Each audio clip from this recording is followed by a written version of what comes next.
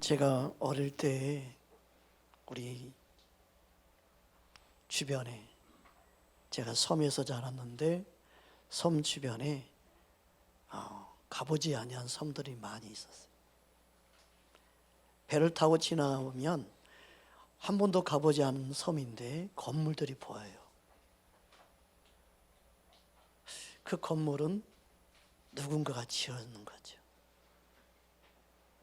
우연히 생긴 건물은 아니에요. 신기하다. 저 섬에 누가 갔을까? 누가 가서 저 건물을 지어놨을까? 야, 언제 한번 저 섬에 가면 좋겠다. 그러면서 배를 타고 육지에 나오고 또 내 고향 섬에 가기도 하고, 이름 모를 섬들이 많이 있었습니다. 저 섬에 내가 가보지 아니했지만 건물이 보이니 너무너무 신기했습니다. 그리고 어떤 건물은 산 꼭대기에 막 지어져 있습니다. 야, 저 높은 산에 저 건물을 누가 지었을까? 그게 정상적인 거죠. 누가 저 건물이 우연히 생겼을까 그럴까요? 그럼 비정상적이죠. 섬에 보이는 건물도 그렇게 바라보는 게 맞는데, 우주 만물을 바라보는 많은 사람들이 아직도 우연히 생겼다고 생각하고 그렇게 가르치죠. 비정상적인 거죠, 실은. 그런데 그렇게 믿고 그렇게 배우죠. 진짜 진리를 모르니까 진짜 화 있을진저, 그런 뜻인 것 같아요. 나는 그 사람들이 쓰는 그 말 자체도 쓰고 싶지 않아요. 강단에서. 우주 만물은 하나님이 창조하셨습니다. 믿으십니까? 우연히 생긴 게 아니에요. 그 섬의 건물이 우연히 생긴 게 아니지요. 그런데 이 복잡하고 엄청난 우주 만물을 우연히 생겼다고 생각하는 그 사고가 얼마나 어리석고 미련한 생각이에요. 그런데 그것을 많은 사람들이 믿고 따르고 조금도 의심하지 않지요. 비정상적인데 정상으로 바라보지. 얼마나 웃기는지 몰라요. 여러분, 이 땅의 모든 것이 우연히 생긴 게 아무것도 없습니다. 할렐루야. 히브리서 3장 4절 말씀입니다. 우리 함께 합독합니다. 집마다 지은 이가 있으니 만물을 지으신 이는 하나님이시니라. 그런데 사람들은 진리를 왜 믿지 못할까요? 거짓에 속고 있기 때문에 그렇습니다. 요한복음 8장 44절 45절 말씀입니다. 우리 함께 보겠습니다. 너희는 너희 아비 마귀에게서 났으니 너희 아비의 욕심대로 너희도 행하고자 하느니라. 그는 처음부터 살인하는 자요 진리가 그 속에 없으므로 진리에 서지 못하고 거짓을 말할 때마다 제 것으로 말하느니 이는 그가 거짓말쟁이요 거짓의 아비가 되었습니다. 내가 진리를 말함으로 너희가 나를 믿지 아니하는도다. 이 땅에 진리를 알고 깨닫고, 그리고 그 진리는 하나님을 보게 만드는데, 그 진리를 예면하게 만들고 그 진리 믿지 못하게 하는 것은 거짓의 아비 마귀에 속고 있다는 거죠.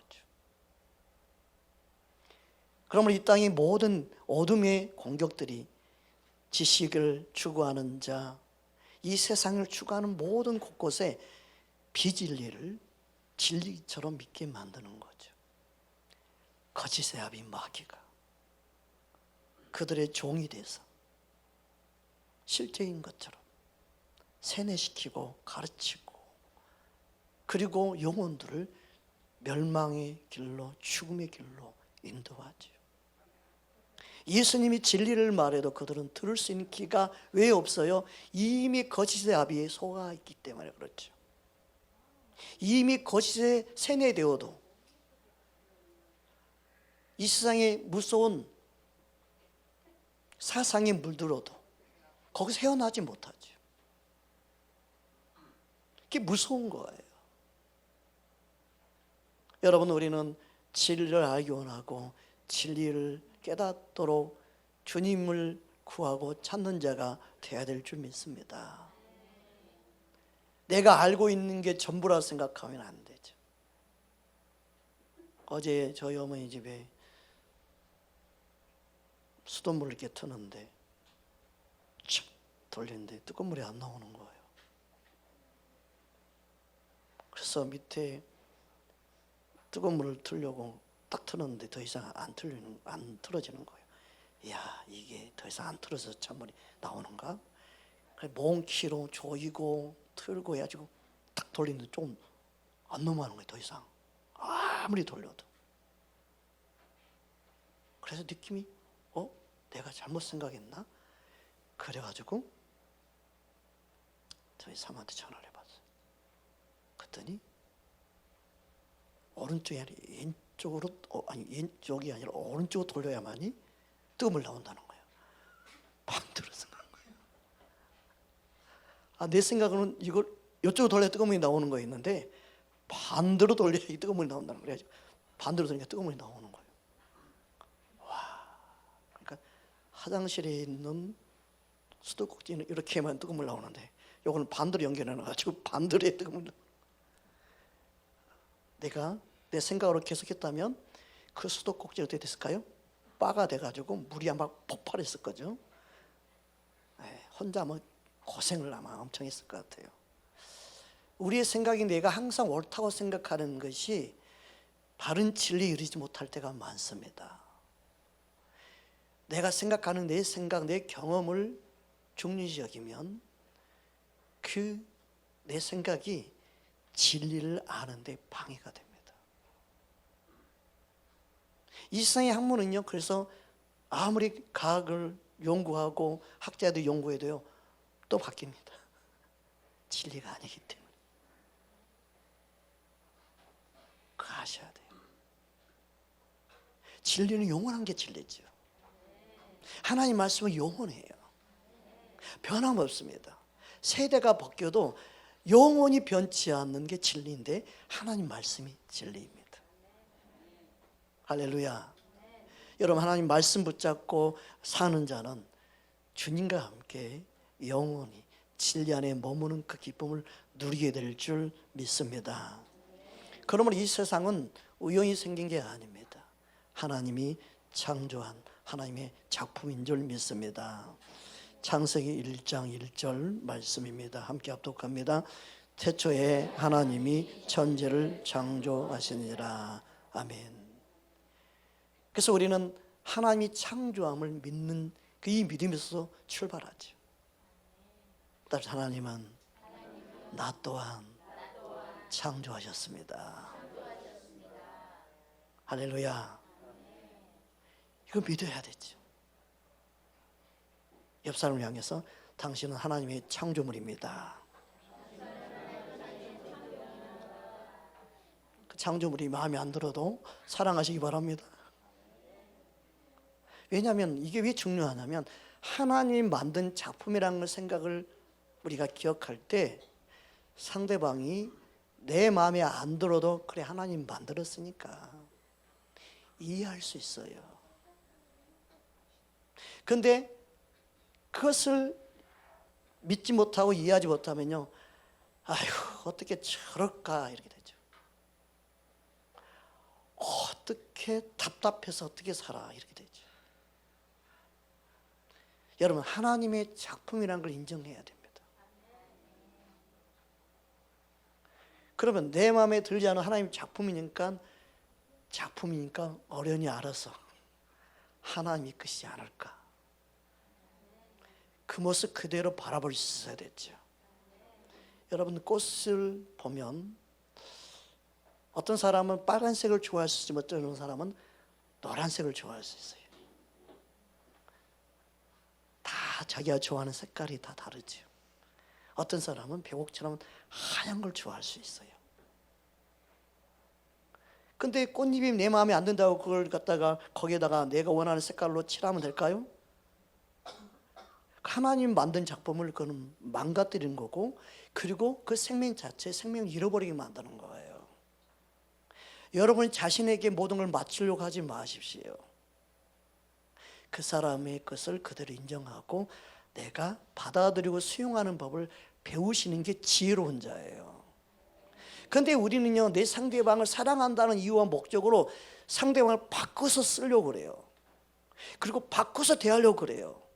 안 바뀌면 사랑하지 않는다고 생각하는 경우가 너무너무 많아요.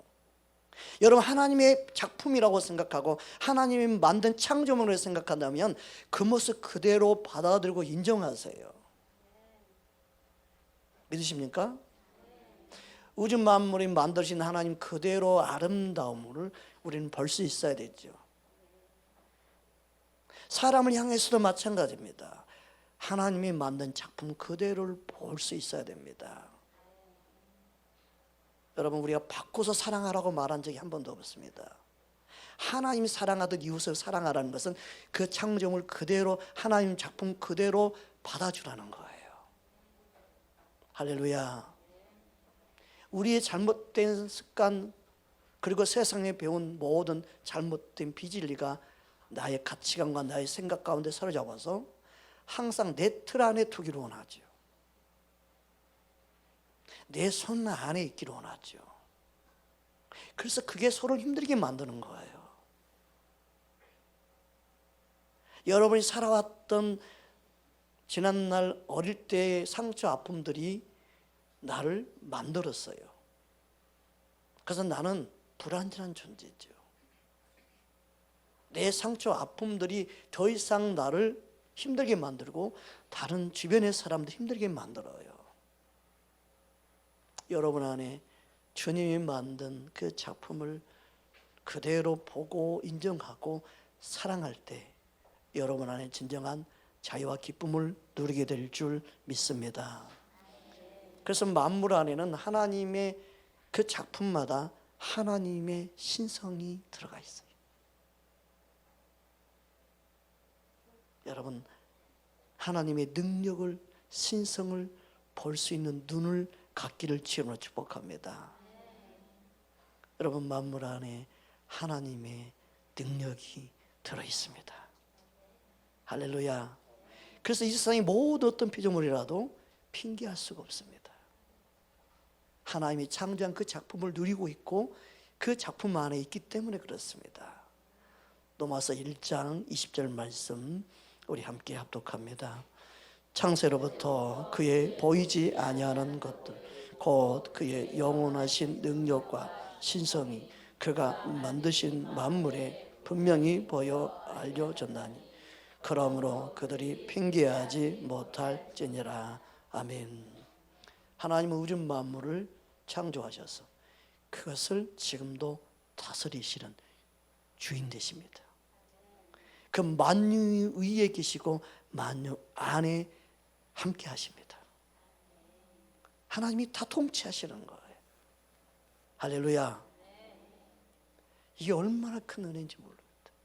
하나님이 다스리고 있습니다. 그래서 과학자가 뭐 지구가 언제 망한다 그 말 듣지 말고 주님 오실 날을 준비하기 바랍니다. 주님이 다스리고 통치하는 것을 믿으시기 바랍니다. 에베소 4장 6절 말씀 우리 함께 보겠습니다. 하나님도 한 분이시니 곧 만유의 아버지시라. 만유 위에 계시고 만유를 통일하시고 만유 가운데 계신도다. 아멘.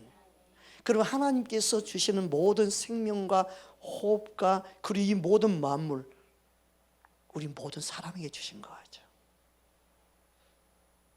만유의 아버지 되신 하나님께서 저와 여러분에게 주신 거예요. 전 주일날 차로 이렇게 오는데 바삐 차가 움직이고 막 바삐 어디 가고 막 그래요. 아, 저분 교회 가나 보다. 좀 늦어서 빨리 출발하나 보다. 제 눈엔 그렇게 보여요. 아, 저분들은 지금 교회 가려고 뭐 차를 기다리고 있나 보다. 저분 배낭 메고 있네. 예배 끝나고 어디 가나 보다. 저는 좋게만 생각하려고 이랬습니다. 그래, 내가 죄를 짓지 않기 때문에. 여러분, 만물을 다스리는 하나님, 통치하신 하나님, 그 하나님이 우리에게 숨을 쉴 수 있는 호흡을 주시고 생명도 주시고, 그리고 모든 만물을 맡겨주셨죠. 할렐루야. 오늘 본문이 그 말씀을 하고 있습니다. 사도행전 17장 오늘 본문이죠. 24절에서 25절 함께 합독합니다. 우주와 그 가운데 있는 만물을 지으신 하나님께서 천지의 주제시니 손으로 지은 전에 계시지 아니하시고 또 무엇이 부족한 것처럼 사람의 손으로 섬김을 받으시는 것이 아니니 이는 만민에게 생명과 호흡과 만물을 친히 주시는 이심이니라. 아멘. 여기 보면 천지의 주제신이 이렇게 말씀합니다. 주제란 말은 주인이라는 뜻입니다. 오늘 보면 주인이다. 그래서 하나님의 것이 아닌 게 없어요. 그래서 예수를 믿든 안 믿든 그들이 누리고 있는 그 삶, 호흡, 생애, 그것도 하나님 거예요. 이 땅의 모든 것이 하나님 거예요. 하나님이 그들을 사랑하셔서 이 땅에서 누리고 있는 거예요. 그것을 모르고 있는 게 안타깝죠. 그럼 오늘 종료절인데 하나님은 예수님을 왜 보내셨을까요? 모든 걸 다 주었는데, 인간들에게 다 주었잖아요. 생명도 주었고 다 주었어요. 근데 하나님 아버지께서 보실 때 안타까운 게 뭐냐? 그 하나님이 주신 이 생명이 유효기간이 있다는 거예요. 이 땅의 삶이 생애가 끝나는 잠시 잠깐의 생애를 산다는 거예요.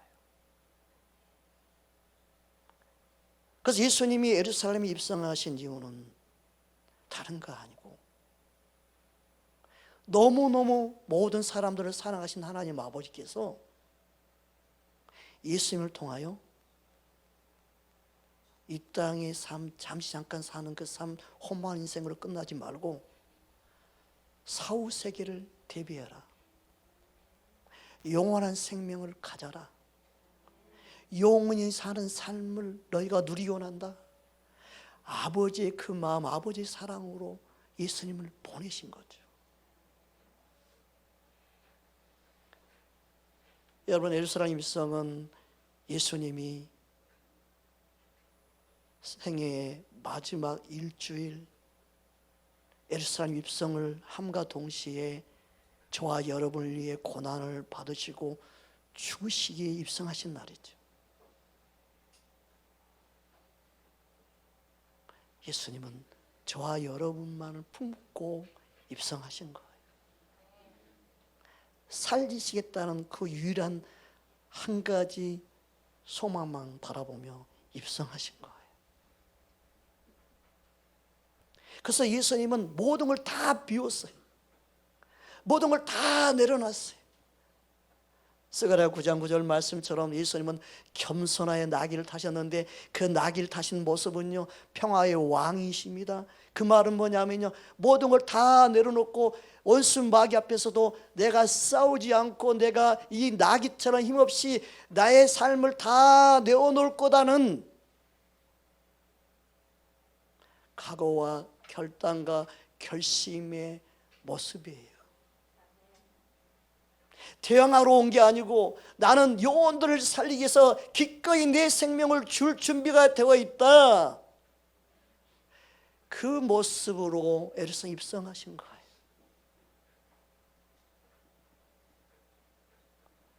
저와 여러분을 살리기 위한 예수님의 마음이에요. 여러분, 그 예수님을 진짜 알고 환영한 사람이 얼마나 될까요? 호산나 호산나 다윗은 예수님을 외친 그들이 진짜 예수님을 환영한 이유가 어디 있을까요? 우리는 한 사람 한 사람 마음은 다 알 수 없지만 오늘날 성도들도 마찬가지죠. 예수님을 환영한 이유와 목적이 어디 있습니까? 예수를 믿는 이유와 목적이 어디 있습니까? 어떤 사람은 나의 배고픔을 해결하기 원하고, 가난을 해결하고, 정치적인 경제적인 해결을 원하고, 이 땅에서 부귀영화를 원하고, 예수님을 따르고 믿는 이유와 목적이 그냥 이 땅이 전부라면 그런 예수님을 진짜 따르는 게 아니죠. 예수님은 우리에게 영원한 생명 사후의 세계를 준비하라고 입성하시고 저와 여러분을 위해 고난받으시고 죽으신 거예요. 여러분, 우리 이 땅의 삶이 길지 않습니다. 짧습니다. 짧은 인생 노후 대책 너무 신경 쓰지 마세요. 노후 대책보다 더 중요한 건 사후 대책입니다. 잠시 한 건인데 자꾸 노후 대책 하니까요, 나이 드신 분들이 피말라 하더라고요. 그러니까 저를 만나면 목사님 노후 대책 걱정 안 해도 되겠네요. 왜요? 자녀들이 많잖아요. 더 중요한 건 사후 대책이에요. 죽음 이후에 어디 갈 것입니까? 여러분 마음이 주님 마음이 합하기를 주님으로 축복합니다. 야고보서 4장 14절입니다. 함께 합독합니다. 내일 일을 너희가 알지 못하는도다. 너희 생명이 무엇이냐? 너희는 잠깐 보이다가 없어지는 안개니라. 시편 39편 5절을 보면 우리 인생은요, 짧은 우리 소문 한 뼘이죠. 한 뼘. 이 한 뼘 같게 하셨다고 그래요. 길어봤자 인생 길어봤자 한 뼘이에요, 여러분.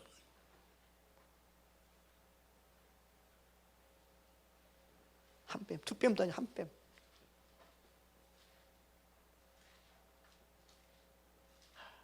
그래서 사람 욕심이 끝이 없어요. 천년 만년 살 것처럼 살아요. 이 땅에 뭘 자랑할 게 많다고 뭐 자랑하고 이랬어요. 제 어릴 때만 해도 목회자의 덕목 중에 하나가 청빈이었어요. 근데 신학교 들어갈 쯤 되니까 막 서로 논쟁이 벌어지는데 뭐냐, 목사라고 꼭 가난할 필요가 있냐, 목사라고 해서 꼭 그렇게 살아야 되냐, 그런 토론들 막. 그러더니 어느 순간에 바뀌었어요. 목회자들이 좋은 차 타고 다니고, 더 좋은 차, 누가 더 좋은 차 타냐 보자, 더 막 그런 막 경쟁이 붙은 것처럼. 청비라는 단어 자체가 없어요. 그래서 성도들도 더 좋은 차를 타고 교회 와서 되면 누구 차요? 장로님 차. 새로 오신 성도님 차인데 와, 예제 차네. 영적인 분위기의 흐름이요, 이 세상과 다를 바 없는 분위기가 되어버렸어요. 짧은 인생을 사는데 헛된 것에 마음을 빼앗기고 사는 현실이 되어버렸어요. 그러니까 저처럼 가난한 가정의 자녀나 가정은요, 교회 가면 주눅 들어버렸어요. 항상 열심히 1시간 전부터 걸어서 가고 차비가 없어가지고, 토건이 없어가지고 걸어서 막 열심히 가면, 교회 앞에 가면 차가 빵빵거리고 비켜면 또 비켜주면 차가 또 앞에 대고 딱 들어가시고, 나는 1시간 또 열심히 하는데 이번 10분 만에 뭐 가까운데. 여러분, 교회는 이 세상 것이 아니라, 그게 잘못됐다는 걸 말하는 것이 아니라 우리 마음의 자세가 누굴 바라보고 가느냐.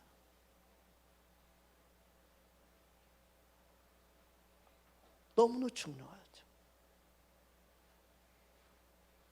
저와 여러분 마음이 주님의 마음을 더 알기 원합니다. 시편 39편 5절 말씀 우리 보겠습니다. 함께 합독합니다. 주께서 나의 나를 한 병이만큼 되게 하시며 나의 인생이 주 앞에선 없는 것 같사오니 사람은 그가 든든히 서 있은데도 진실로 모두가 허사뿐이니이다. 셀라. 이렇게 짧은 인생을 사는 저와 여러분, 그냥 죽는 걸로 끝이라면 얼마나 다행이겠습니까? 그런데 우리 인생의 끝이 죽는 걸로 끝이 아니라는 사실입니다. 우리의 짧은 인생을 하나님은 아시는 거예요. 그걸 기억하시고 영원한 생명을 주시기 위하여 예수님을 보내주셨습니다. 우리 인생이 너무 짧은 걸 아신 아버지께서 영원히 사는 생명을 주시기 위해서, 영원히 아버지와 살기 원하시는 하나님께서 저와 여러분에게 예수의 생명을 주러 오신 거예요. 믿으십니까? 시편 89편 47절 48절입니다. 우리 함께 합독합니다. 나의 때가 얼마나 짧은지 기억하소서. 주께서 모든 사람을 어찌 그리 허무하게 창조하셨는지요. 누가 살아서 죽음을 보지 아니하고 자기의 영혼을 수월의 권세에서 건지리까. 사람은요, 그 누구도 자기 영혼을 건질 자가 없어요. 죄인이기 때문에, 사망이 있기 때문에. 우리 짧은 인생 하나님 아버지께서 아시고 영원히 사는 생명을 주시기 위하여 예수님을 보내주셨습니다. 믿으십니까? 여기서 술은, 여기서 말하는 수올은 음부를 말합니다. 영원한 죽음, 지옥을 의미합니다. 우리의 영혼을 사망에서, 음부에서, 수월에서 건질 수 있는 분은 예수님 한 분인 줄 믿습니다. 히브리서 9장 27절 28절 말씀입니다. 함께 합독합니다. 한 번 죽는 것은 사람에게 정하신 것이요 그 후에는 심판이 있으리니 이와 같이 그리스도도 많은 사람의 죄를 담당하시고 단번에 들이신 바 되었고 구원에 이르게 하기 위하여 죄와 상관없이 자기를 바라는 자들에게 두 번째 나타나시리라. 예수님은 우리의 구원을 완성하러 오십니다. 우리를 아버지께 인도하기 위해서 오십니다. 예수님 끝까지 우리를 책임지시는 거예요. 그래서 예수를 믿는다는 것은 정말 영원한 생명을 우리에게 주셔서 예수님과 함께 영원히 사는 그 기쁨을 누리기 원하시는 거죠. 할렐루야. 그러므로 하나님께서 우리에게 예수님을 보내신 이유는 영원한 생명, 죽음 이후에 심판, 지옥에 떨어지는 게 아니라 영원한 생명, 영원히 살게 하기 위해서 예수님을 보내주셨다는 거예요. 우리는 그 사실을 믿는 거죠. 요한복음 3장 16절 17절 말씀입니다. 함께 합독합니다. 하나님이 세상을 이처럼 사랑하사 독생자를 주셨으니 이는 그를 믿는 자마다 멸망하지 않고 영생을 얻게 하려 하심이라. 하나님이 그 아들을 세상에 보내신 것은 세상을 심판하려 하심이 아니요 그로 말미암아 세상이 구원을 받게 하려 하심이라. 아멘. 예수님은 그러기 위해서 예루살렘에 입성하신 겁니다. 저와 여러분의 죄를 대신 지시고 죄의 값을 치르기 위하여, 고난 받으시기 위하여, 그리고 저와 여러분을 대신하여 죽으시기 위하여 입성하신 게 오늘입니다. 그 날을 기억하며 종료제를 우리는 지키는 것입니다. 요한복음 12장 12절 15절 말씀, 오늘 본문 다시 한번 함께 합독합니다. 그 이튿날에 명절에 온 큰 무리가 예수께서 예루살렘으로 오신다는 것을 듣고 종려나무 가지를 가지고 맞으러 나가 외치되 호산나 경성하리로다. 주의 이름으로 오시는 이 곧 이스라엘의 왕이시여 하더라. 예수는 한 어린 나귀를 보고 다시니 이는 기록된 바 시온 따라 두려워하지 말라. 보라 너의 왕이 나귀 새끼를 타고 오신다 함과 같더라. 아멘.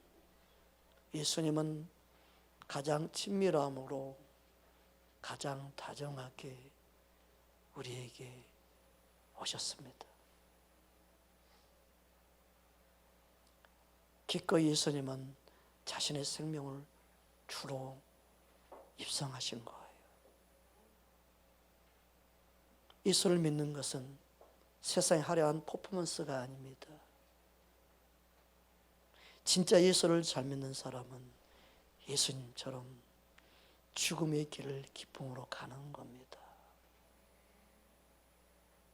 이 세상은 우리를 살리게 만들고 강한 군대처럼 일어나기 원하지만 진정한 예수님의 군대는 자신을 죽는 것 두렵지 아니하는 겁니다. 이 세상에 소금되고 그리고 내 자신이 철저히 부인되어져 가는 그 삶이 예수님을 잘 믿는 겁니다. 여러분, 여러분의 가정에서 소금 되십시오. 희생하는 자 되십시오. 예수님처럼 어떤 고난도 기꺼이 받는 자 되십시오. 힘들다 원망불평 고만하시고 예수님이 날 위해 죽으신 그 죽음의 길을 기꺼이 선택하시고 죽기 위하여 예루살렘 입성하신 것처럼 여러분의 결혼 생활이, 여러분의 가정 생활이, 여러분의 인생의 삶이 죽기 위해 사는 삶이 되는 것, 그게 예수님을 잘 믿는 겁니다. 그렇게 믿어야만이 이 세상을 변화시킬 수 있습니다. 그렇게 믿는 것이 예수를 잘 믿고 잘 따르는 겁니다.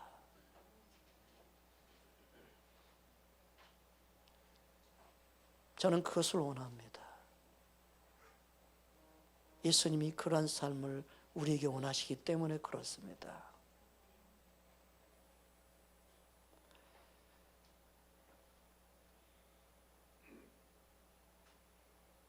저는 젊었을 때 산에서 목이 잠기라고 부르짖고 기도했습니다.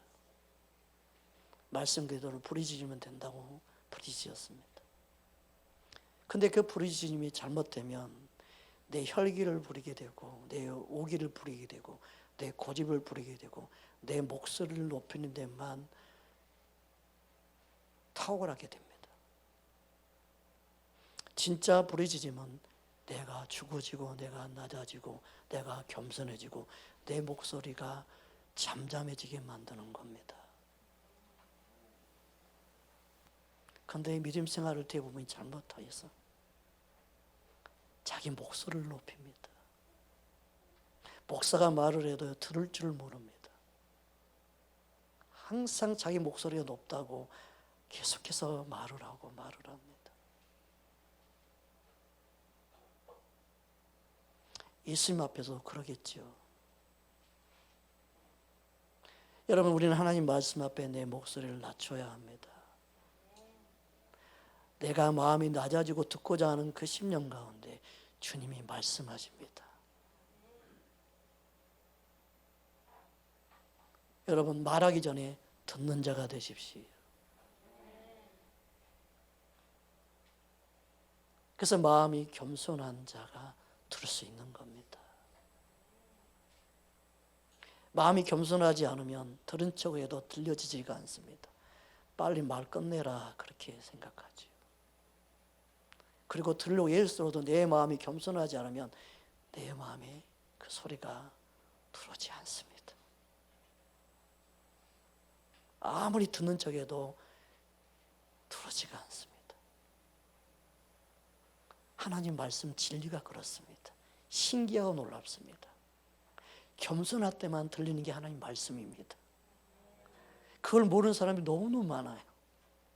진짜 내 마음이 낮아지면 주님의 말씀이 들려요. 그걸 하나 못 깨닫는 사람들이 얼마나 많은지 몰라요.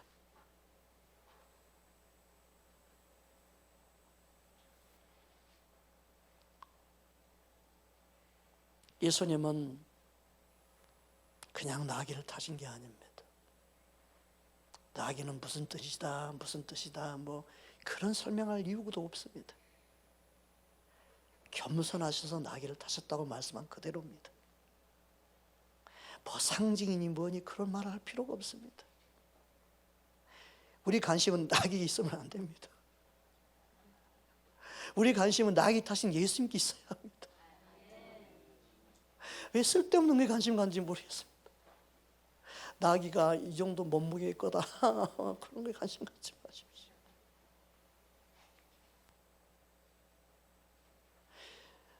어린 나귀를 타신 이유는요, 예수님이 그걸 자신이 어린 나귀처럼 이렇게 나는 힘이 없고 나약함을 드러내는 것 뿐이에요. 나는 대적하지 않을 거다. 나는 대항하지 않을 것이다. 나는 하나님 뜻에 그냥 순종할 거다. 예수님 마음을 그냥 드러낸 거예요.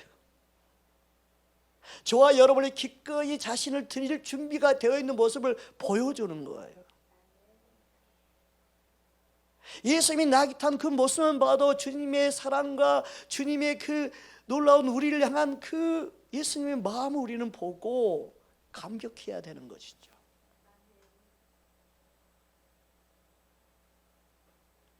예수님은 약한 자, 병든 자에게 찾아오셨고 그들의 친구가 되어주셨고 지금도 약한 자, 병든 자, 소외된 자 그들과 함께 하시죠. 어린 나귀와 같은 자와 함께 하시죠. 그들의 등을 타시고 그들과 함께 이 땅을 살아가시는 예수님이시죠. 예수님의 마음을 더 알 수 있기를 주의 이름으로 축복합니다. 예수님 스스로 고난 받으실 것을, 그리고 죽으시고 3일 만에 살아나실 것을 미리 예언하시고 말씀하셨어요. 오늘로 말하면은 모든 방송사에서 보도한 것처럼 마태, 마가, 누가, 요한복음 모든 방송에서 보고한 것처럼 예수님이 모든 사복음서마다 이것을 기록해 놨어요. 열방이 그냥 예수님이 어떻게 될 것을. 마태복음 16장 21절입니다. 우리 함께 합독합니다. 이때로부터 예수 그리스도께서 자기가 예루살렘에 올라가 장로들과 대제사장들과 서기관들에게 많은 고난을 받고 죽임을 당하고 제3일에 살아나야 할 것을 제자들에게 비로소 나타내시니.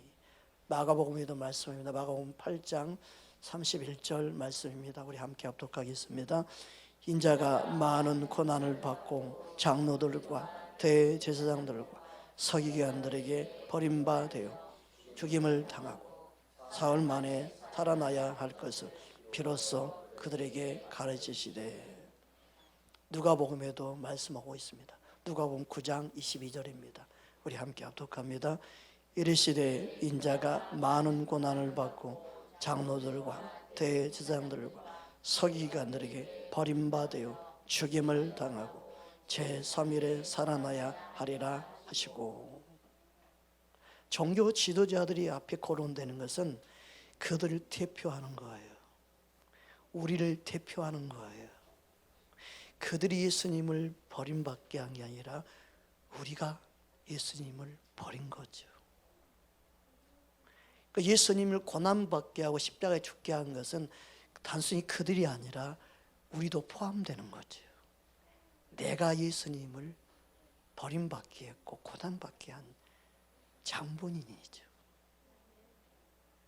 그리고 예수님은 기꺼이 저와 여러분을 위해서 그 고난의 길에 들어섰고, 그리고 고난받고 죽으시기에 입성하신 겁니다. 주님의 마음, 주님의 그 사랑을 우리는 알아야 될 줄 믿습니다. 그래서 예수님의 마지막 생애, 마지막 고난을 받기 위하여 죽으시기 위해서 입성하신 날이 오늘이에요.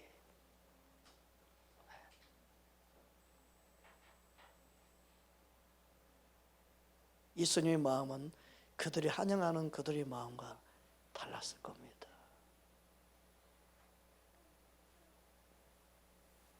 여러분, 우리는 예수님 마음을 알고 예수님을 환영해야 되죠. 자신들이 원하는 예수님을 원하는 게 아니라, 오늘 교회 오는 많은 성도들이 자신이 원하는 목표를 이루기 위해 예수님을 찾습니다. 내가 하는 사업에 복을 주셔요. 내 자녀들 축복해 주세요. 예수님 목적은 아버지의 뜻을 이루는 건데, 저와 여러분을 살려서 영원한 생명을 갖게 하는데, 이 땅에 잠깐 사는, 이 땅의 마음을 빼앗기고 사는, 그리고 이 땅의 것을 얻기 위해서 예수님을 따르는, 예수님을 환영하는 그런 수준에 머물러 있으면 안 되는데,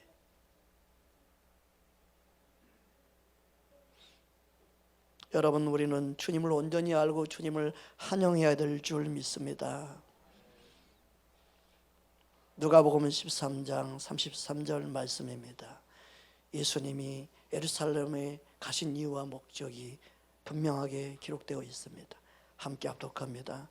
그러나 오늘과 내일과 모레가 내가 갈 길을 가야 하리니 선지자가 예루살렘 밖에서는 죽는 법이 없느니라.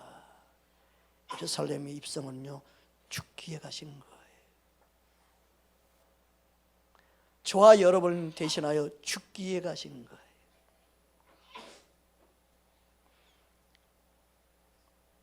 이처럼 예수님은 예루살렘 입성하신 이유는 많은 사람들이 환영하는 단순히 그 환영의 소리를 뛰어넘어 저와 여러분을 살리러 가신 예수님입니다. 우리는 이 사실을 놓치면 안 됩니다. 이 사실을 놓치면요, 어떻게 돼요? 화려한 퍼포먼스에만 집중하게 되죠. 얼마나 군중이 모였나, 얼마나 많은 사람들이 환영했나, 얼마나 많은 사람들이 동원되고, 얼마나 많은 사람들이 종려나무를 가지고 흔들어서 예수님을 기쁘게 했나. 사역이 그렇게 되면 안 됩니다. 진짜 우리의 초점은 예수님께 두어야 합니다.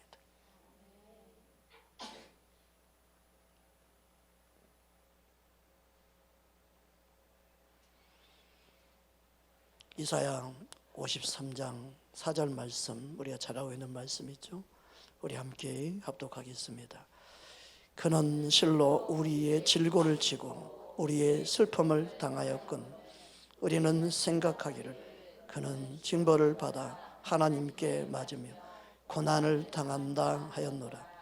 그가 찔림은 우리의 허물 때문이요 그가 상함은 우리의 죄악 때문이라. 그가 징계를 받음으로 우리는 평화를 누리고 그가 채찍에 맞음으로 우리는 나음을 받았도다. 아멘.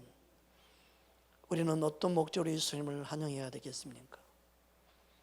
우리는 어떤 마음으로 종려가지를 흔들며 예수님을 맞이하고 따라야 하겠습니까? 많은 사람들이 표적을 구하죠. 지금도. 표적이 표적으로만 끝나면 안 되지요. 표적을 바라보고 표적을 따르는 데서만 멈추면 안 되지요. 모든 표적이 나타나는 것은 예수님을 잘 믿게 하기 위함이고 예수님이 하나님임을 나타내기 위함이지 그 표적에만 목표를 갖고 신앙생활은 안 됩니다. 그런데 자꾸만 표적에 관심을 두지요. 우리 교회는 이렇게 표적이 일어났다. 우리 교회는 이렇게 하나님이 역사하셨다. 우리 교회는 이렇게 축복하셨다. 예수를 잘 믿어 이렇게 복받았다. 예수를 잘 믿어서 이렇게 많은 걸 누리게 되었다. 그게 표적을 구한 거 아니겠습니까?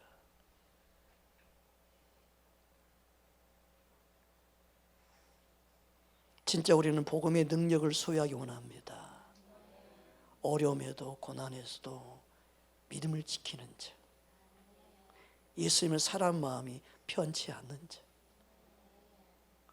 그런 사람이 복음의 능력을 소유한 자 아니겠습니까? 지금도 표적을 구하는 세대가 얼마나 많은지 모릅니다. 고린도전서 1장 22절 24절 말씀입니다. 우리 함께 합독합니다. 유대인들은 표적을 구하고 헬라인은 지혜를 찾으나 우리는 십자가 못 박힌 그리스도를 전하니 유대인은 꺼리끼는 것이요 이방인에게는 미련한 것이로되 오직 부르심을 받는 자들에게는 유대인이나 헬라인이나 그리스도는 하나님의 능력이요 하나님의 지혜니라. 아멘. 저는 우리 교회가 붕이 안 되는 걸 저는 잘 알고 있습니다. 사람들을 맞출 줄 모릅니다. 사람들 원하는 분위기를 못 맞춥니다. 붕붕 좀 띄우고 뭔가 좀 머리만 하면 쑥가스 좀 넣고 뭔가 좀 만들 줄 알아야 되는데 전혀 못합니다.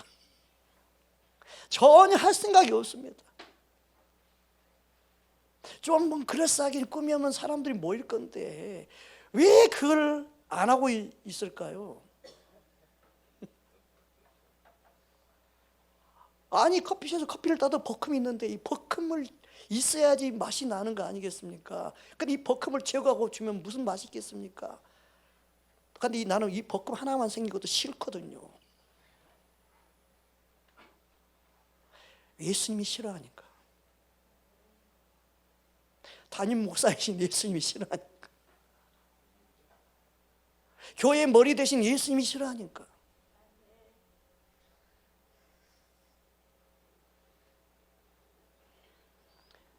여러분, 표적을 구하는 유대인들만 그때 당시 표적만 구했을까? 지금도 많은 성도들이 표적을 구합니다.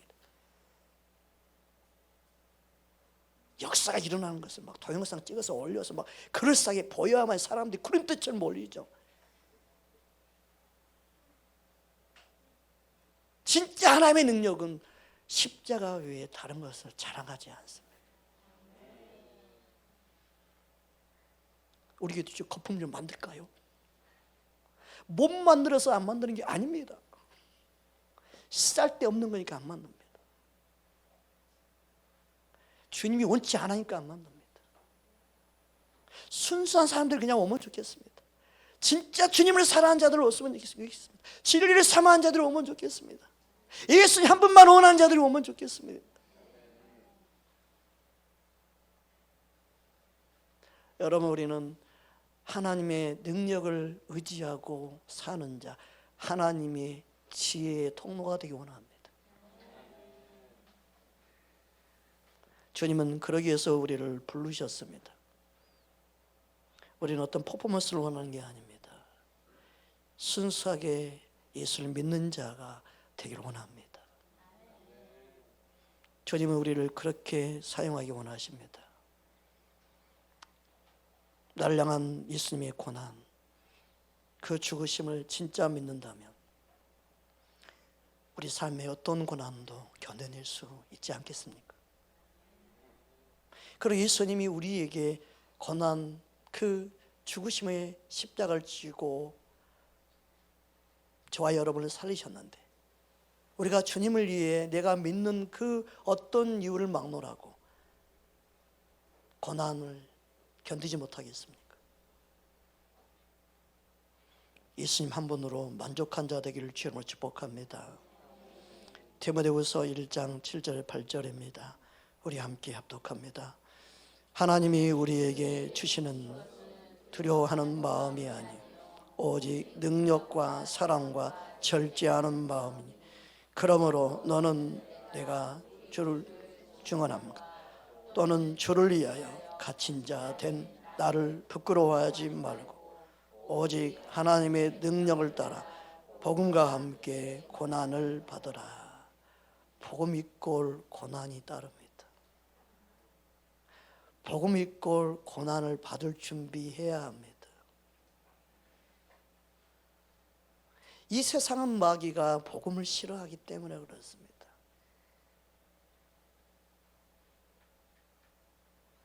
예수를 믿는다는 것은 고난을 두려워하는 것이 아니라 고난을 담대히 맞이하는 겁니다.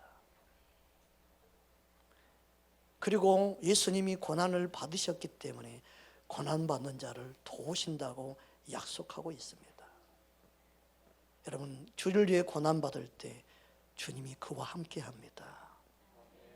할렐루야. 히브리서 2장 17절 18절 말씀입니다. 우리 함께 합독합니다.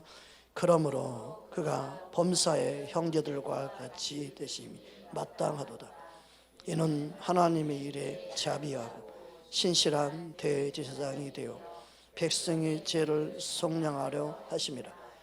그가 시험을 받아 고난을 당하셨은즉 시험 받는 자들을 능히 도우실 수 있느니라. 아멘. 사도 바울은 골로새 교회 성도들 향해 자신의 남은 생에 그리스도의 남은 고난을 자신의 몸에 채우기 원했습니다. 영혼을 위하여, 그리스도의 몸된 교회를 위하여 기꺼이 고난받을 준비가 되어 있음을 말합니다. 왜 그럴까요? 예수님의 고난, 그 십자가의 죽으심이 자신을 위한 것임을 알기 때문에 그렇게 고백할 수 있는 것입니다. 여러분, 우리의 삶에 어떠한 고난이 있다 할지라도 주님을 위해 고난받는 것을 기꺼이 받아들일 수 있는 그런 믿음의 사람이 예수님을 이해한 삶이 아니겠습니까? 우리 삶이 힘들고 어렵다 할지라도 이 세상의 것과 비교하지 말고 주님의 고난에 동참할 수 있음에 감사하고 믿음으로 승리할 수 있는 저와 여러분 되기를 주의 이름으로 축복합니다. 골로새서 1장 24절 말씀입니다. 우리 함께 합독합니다. 나는 이제 너희를 위하여 받는 괴로움을 기뻐하고 그리스도의 남은 고난을 내 몸된 교회를 위하여 내 육체에 채우노라. 여러분, 내 육체에 채울 수 있는 고난이 있다면 기꺼이 그것도 받아들일 수 있는 자, 내 생에 어떤 생애가 기다리고 있다 하든 주님을 위한다면, 영혼들 위하고 몸된 교회를 위한다면 내가 그것을 믿음으로 반응할 수 있기를 주님 원하십니다. 피하려고 하지 마십시오. 도망치려고 하지 마십시오. 주님은 예루살렘 입성을 하실 때 기꺼이 받아들인 겁니다. 저와 여러분이 한 고난을, 십자가의 죽으심을. 그게 바로 십자가의 능력으로 사는 자의 모습입니다. 여러분이 아무리 삶이 힘들고 어렵다 할지라도 주님의 십자가의 고난, 죽으심을 생각하며 이기는 자 되기를 주님으로 축복합니다. 종료주의를 맞이하는 저와 여러분 마음속에 나를 위해 예루살렘 입성하신 예수님 고난 받으시기 위하여 기꺼이, 나를 위해 십자가에 죽으시기 위하여 기꺼이 입성하신 것처럼 여러분의 삶에 어떤 고난 가운데서도 기꺼이 십자가를 지고 주님을 따르는 자 되기를 주의 이름으로 축복합니다. 할렐루야. 우리 함께 찬양하기 원합니다.